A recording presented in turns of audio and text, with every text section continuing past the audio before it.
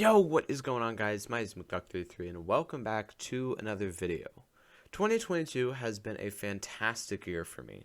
I've met tons of new people, started uploading way more videos, and played through a ton of amazing games.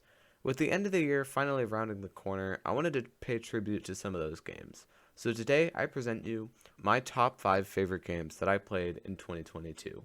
Kicking off our list for today, we have Elden Ring. Yes, the open world Dark Souls, and probably the winner of the Game of the Year this year, happens to be a really great game. Unfortunately, I feel like Elden Ring did more things wrong than it did right for me.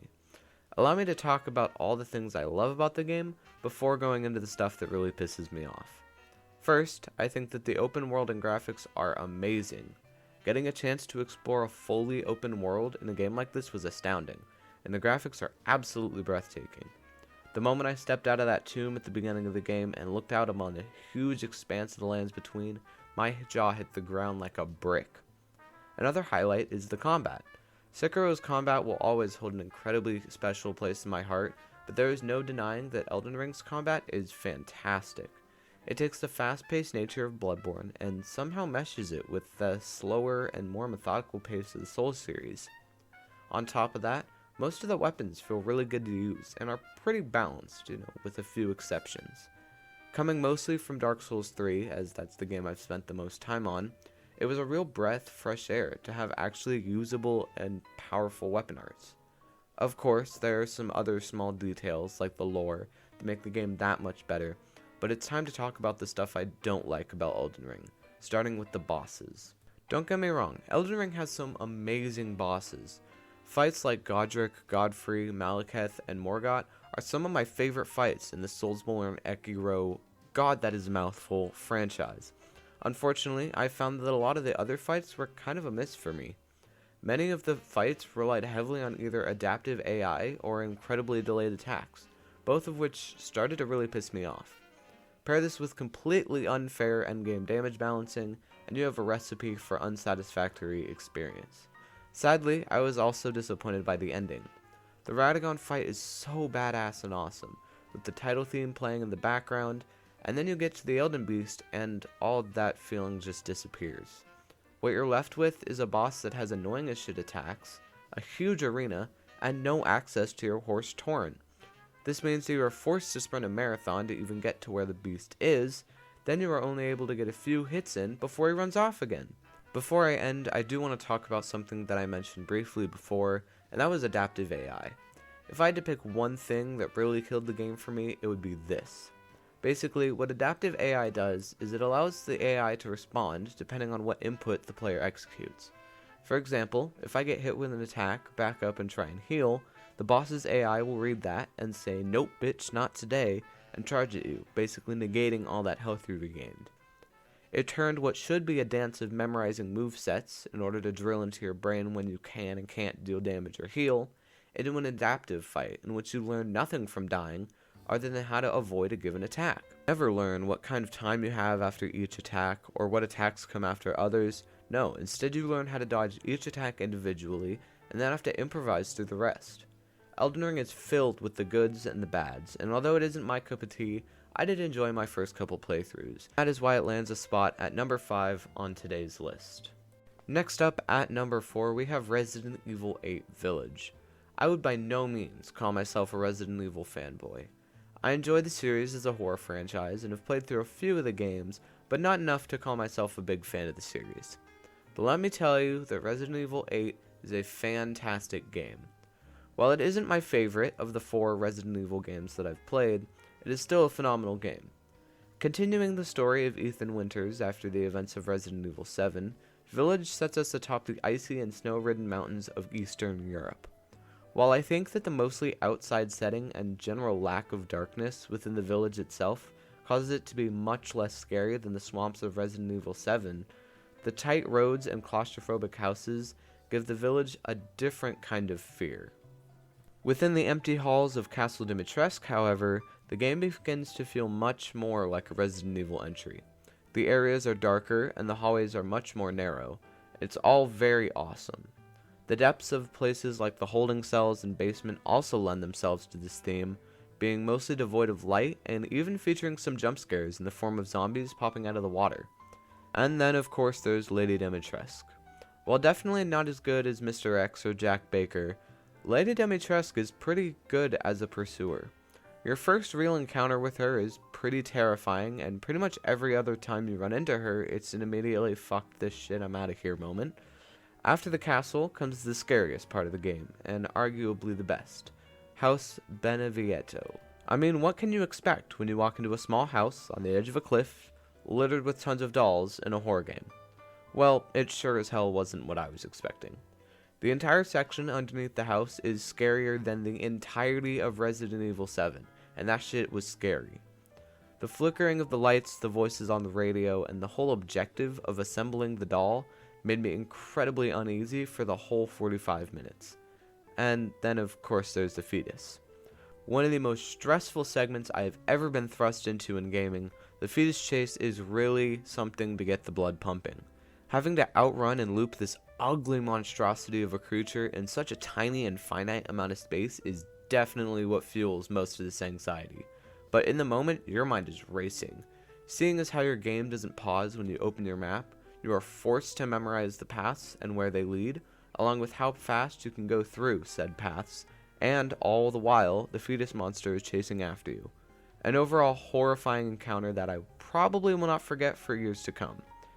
After that, however, the game does take its turn downhill. Still good and enjoyable, it does go back to a mostly open setting, and Heisenberg's factory is just not a great level in my opinion. I will say that the plot twist and the whole ending was done very well. It stands up there with Subnautica Below Zero and another entry that will be featured later on the list. Overall, the game is excellent, and while not my favorite game in the Resident Evils that I've played, still a worthy contender for number 4 on today's list. Moving on to number 3, we have Doom Eternal. This is a really tough pick between this and number 2, but I ultimately edged out number 2 because of some very minor details. Regardless, this is one of the best games I have ever played. I have a small amount of experience with the Doom franchise, having completed 3 playthroughs on Doom 2016, and a love for heavy metal music. Jumping into Doom Eternal almost 9 months after my latest playthrough of 2016, I sorta just expected more Doom. What I got was that and so much more. From the music, to the gameplay, to the level design, and the graphics, it's like someone took Doom 2016 and gave it the largest needle of steroids known to man. As always, the beginnings of these games are my least favorite. With limited upgrades and a small arsenal, your flexibility whilst in combat is limited at best. The real fun comes in later. My personal favorite level in the game, and what has become one of my favorites ever, is Art Complex. There are multiple of things that feed into my praise for this level, but let's begin with the music. Featuring one of, if not the best tracks featured in any video game ever, the main track is titled The Only Thing They Fear Is You. Hearing this for the first time is absolutely mesmerizing. The initial guitar kicks in and plays those 4 notes, and you know right off the bat, shit's about to hit the fan. You get into your first big encounter, and all of a sudden, that comes into fruition. The guitar and drums just go nuts in the most metal and fucking amazing way possible. This leads me into my next point, the gameplay. The gameplay for this game is already phenomenal. The movement upgrades keep this game fast-paced and action-packed, but like I said before, the beginning levels can feel a little bit sluggish without these techniques. With that being said, this level is in the direct middle of the game, which is perfect. You have just enough upgrades to reach that fast-paced gameplay, but are still lacking some of the weapons and enemy types that make the game such a mental hassle. Art Complex is truly a fantastic level. However, there are a few gripes that I have with the game. First and foremost, the game is a very mentally tiresome experience. With a complete weapon wheel full of demon demolishing arms, each with multiple upgrades plus the dozens of variations of enemy types, the game can get to be quite a lot. It goes from a badass shooter where you rip apart the rib cages of demons to a badass shooter where you do that after a longer period of time. The way Doom works is each weapon is specialized to take down certain demons. When you have dozens of different demons, you're constantly having to switch weapons, fire off a couple shots, switch again, grapple, double jump, mantle, dash, all at the same time. It's fun as hell sometimes, but after a while your brain begins to melt. The last thing I want to mention before we move on is the final boss. Such a badass climax. The final boss is literally the icon of sin, a physical representation of sin. And what do we get? A tiny arena where the biggest threat isn't even the boss, but the tons and tons of enemies that the game throws at you. And it's not like they're imps or cacodemons. You're having to fight Hell Knights, Mancubi, Pinkies, and even Barons of Hell, all at the same time, in one single room, while the boss is throwing fireballs at you. There are just so many opportunities for something to go wrong, and it's really not fun. I was so let down by the finale, as this was such an amazing game all the way up to. Following up that marvel of a game, we find ourselves at what is objectively one of the best games ever created, Red Dead Redemption 2. I feel no shame in saying that it took me way too long to play this game. Regardless of whether or not you like the game, it's impossible to deny how amazing of an experience it is. The level of detail, the immersion, the story, everything is just so perfected that it's really hard not to like the game. I hate westerns. With the exception of very few, westerns are among my least favorite film genres. I've never really been able to put my finger on it, but aside from hits like Tombstone and The Good, the Bad, and the Ugly, all westerns just feel way too alike to one another. And still, RDR2 somehow manages to be this great. Let's start with the world. The world of this game, spanning over 5 fictional US states and an island off of Cuba, is very large. Maybe it's because of the limited fast travel, but getting places takes a long time. It takes a few minutes minimum to go from the southeast corner to the border where the southern and middle state meet. On top of the actual world itself, there are tons of side activities to do. You'll find random dudes chilling on a bench that want to talk, hunters who need some help, herbal doctors who want you to collect plants, really anybody. In addition to that, you can also rob trains, poor innocent civilians, and certain estates with the permission of camp members. You can also go bounty hunting, rail hunting, and shopping. I kid you not, a solid 1/3 of my first hour in the open world was spent choosing which hat I liked the most. Adding further to the open world is the immersion and detail. This is one of the most graphically demanding games that I have ever played. Even with my nigh brand new 2060, I can practically hear that thing heaving at the weight it's pulling. And I ain't even on max settings. That's okay though, because even without ultra settings, the level of detail is stunning. From tiny splotches of dirt that appear on your coat, to the snow melting and making your shoulders appear wet, it's truly astounding how much attention was put into each and every thing. I could really go on forever about each little thing, but we'd be here all day, and I want to talk more about immersion. This game really makes you feel like a cowboy, all the time. Walking through Saint Denis, the biggest and most populated city on the entire map, is such a cool experience. You don't really feel like some kind of main character outcast, you just feel like a guy. When you're no longer galloping past everyone on the street and your horse is just waltzing down the road, you feel like a normal guy. It's a really cool feeling that I have such a difficult time explaining and can really only truly be experienced by actually playing the game.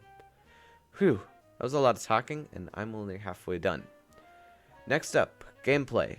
Gameplay is by far the weakest part of the game, but seeing as how it's not even that bad, it should be a testament to how amazing the rest of the game is.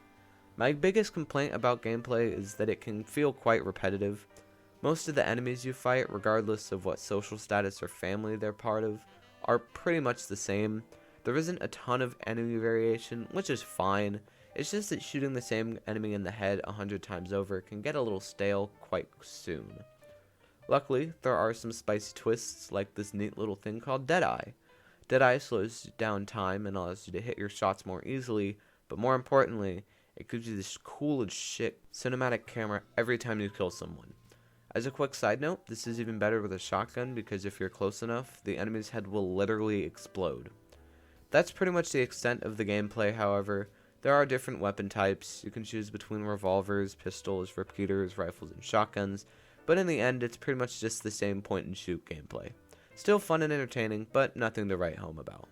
And lastly, but definitely not least, we have the story. I won't discuss the full depth of the story as I'm trying to keep this video relatively spoiler-free, and I think I've done a pretty good job. In short, this game tells a really good story. The progression is balanced very well, and there are a lot of story missions. As I am currently writing the script, I have not yet completed the story, but I feel that I've gotten far enough in that I can give my opinions. My biggest complaint about the story is the beginning.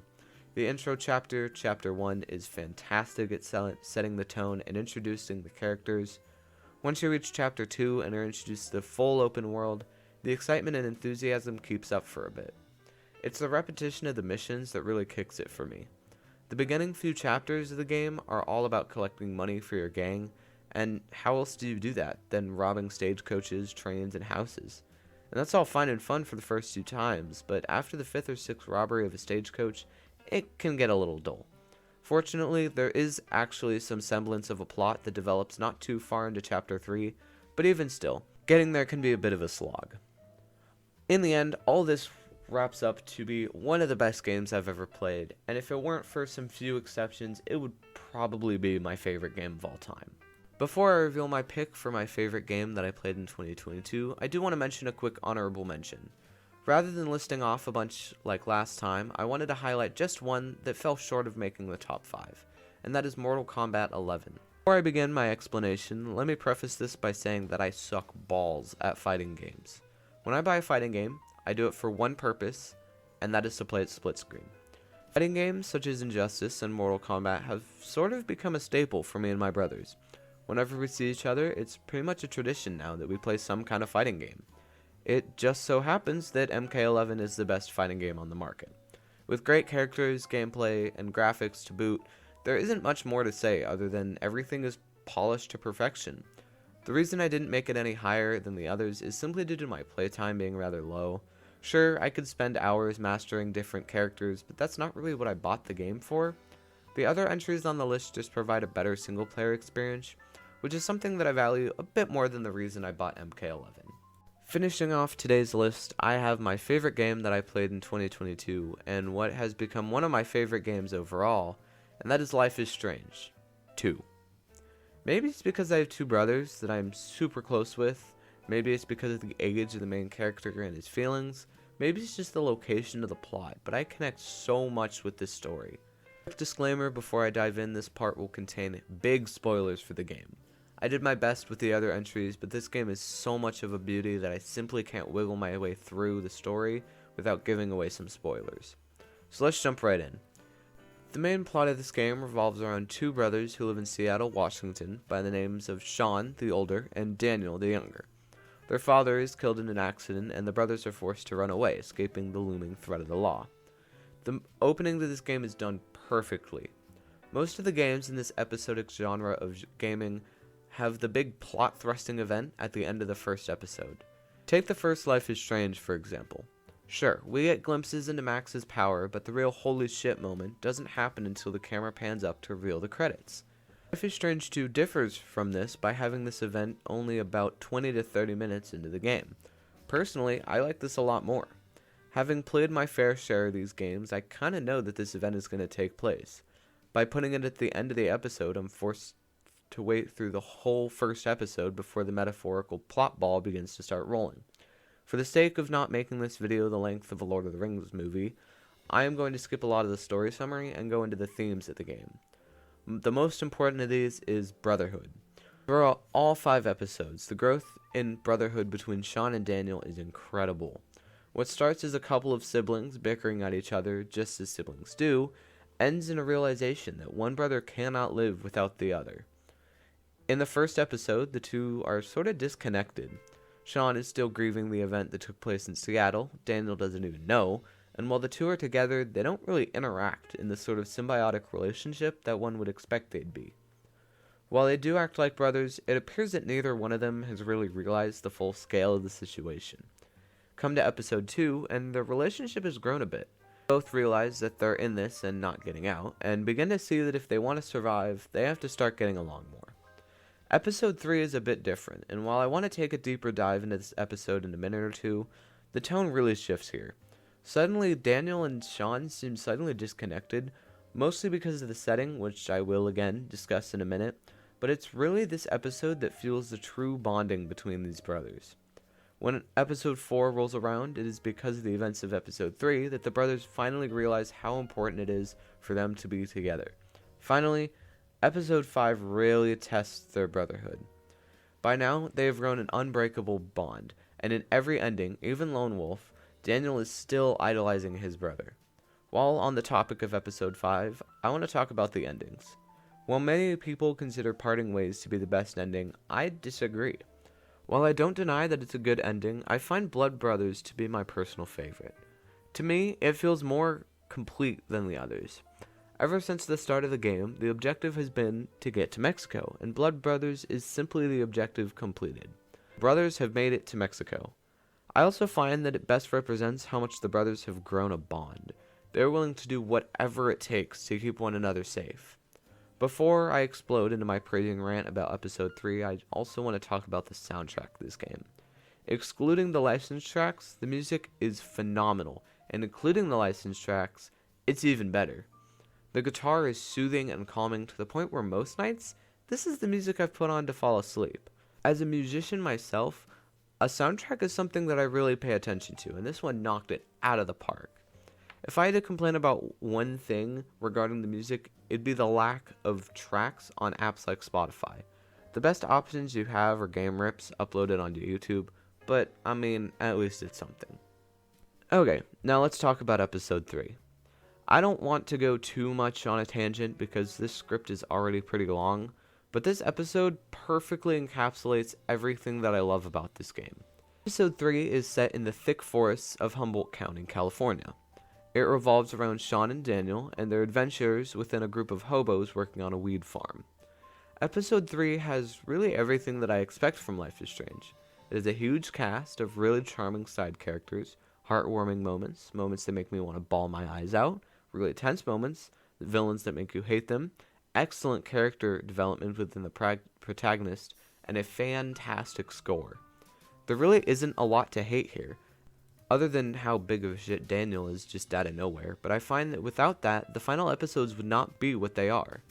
By the time the episode was over, I found myself wanting to play it over again for the first time, wanting to see more of Cassidy and Finn, to find out what happened to them at the end. All of it was so well done that I can't rate this episode and all of the others that form this masterpiece of a game at number 1 on today's list. Thank you all so much for watching. That is going to do it for today's video. I hope you guys enjoyed. If you did, be sure to leave a like, and if you really enjoyed, be sure to subscribe because that'd be awesome. If you want to see me do more content similar to this, let me know down in the comment section below. If you want to get in touch with me, the best place is on Twitter or Discord. Both will be linked below. Y'all have a wonderful day, and I'll catch you in the next one. Peace.